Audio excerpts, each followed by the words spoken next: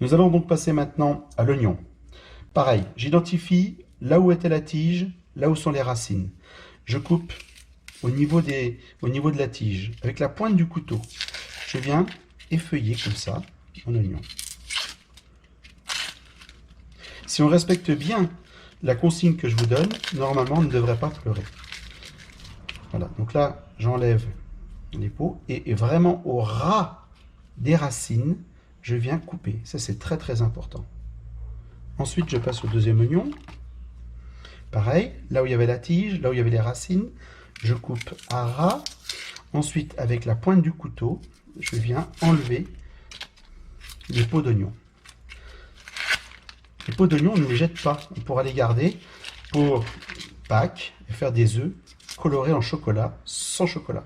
Mais ça fera partie d'une prochaine vidéo. Voilà. Donc là, hop.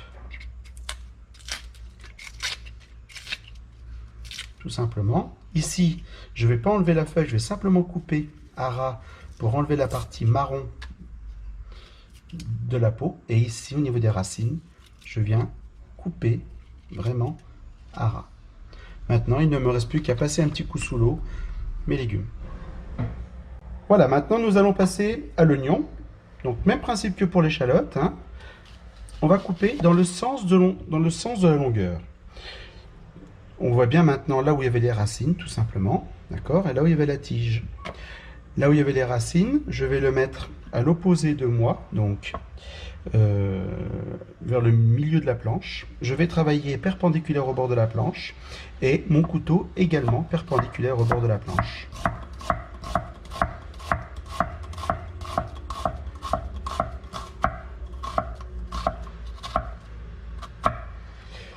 En n'utilisant que le bout de mon couteau sans aller jusqu'à la racine de l'oignon, ça permet de tout couper et que tout reste accroché.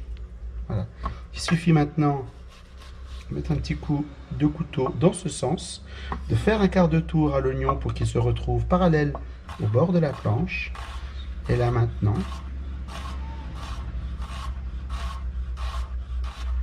je viens ciseler mon oignon.